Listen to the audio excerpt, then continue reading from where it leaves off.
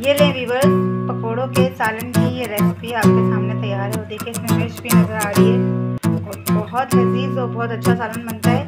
कड़ी पकोड़ा तो खाया होगा आपने, ये पकोड़ों का सालन भी ज़रूर ट्राई कीजिएगा। अस्सलाम वालेकुम व्यूअर्स, कैसे हैं आप सब लोग? उम्मीद है खैरियत से होंगे। अल्लाह पाक आप सब लोगों को खुश रखे, आबाद रखे, अपने ज़मान में रखे, आमीन या रब्बुल आलमीन।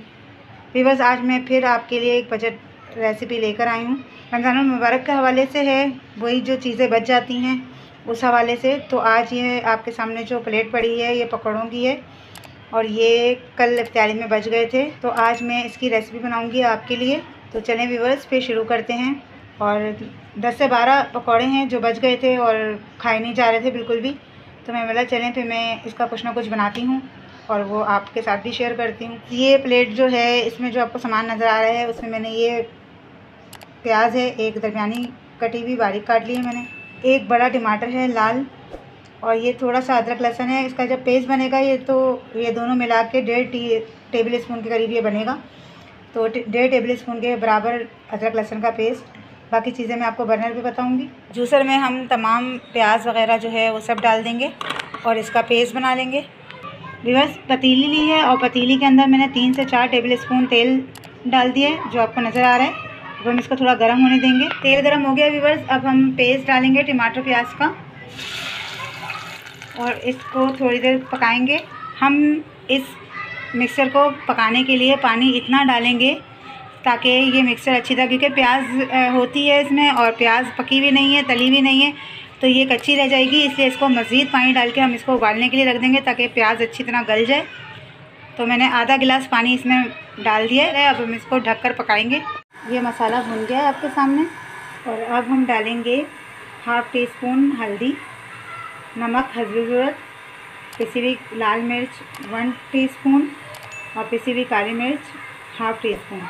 ये तमाम मसाले जो है हम टमाटर और प्याज वाले लिक्विड में डाल देंगे। ड्राई मसाले हमने सारे इसमें डाल दिए और अब इसका मसाला जो है हम भून लेंगे। तकरीबन भून ही चुका है और प्याज का दाना तो बन गया है, टमाटर वगैरह सब भून चुका है।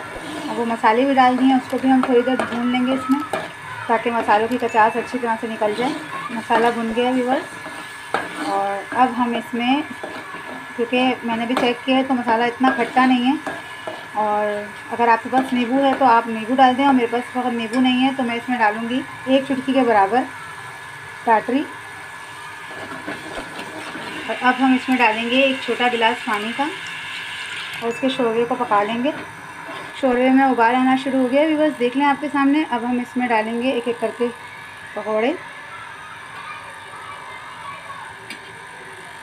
साथ ये मिर्चें भी हम लोग डाल लें।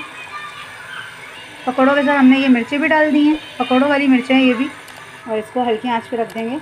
ये लें व्यूअर्स, पकौड़ों के सालन की ये रेसिपी आपके सामने तैयार है। और देखिए इसमें मिर्च भी नज़र आ रही है और ये पकौड़े हैं और बहुत लजीज और बहुत अच्छा सालन बनता है।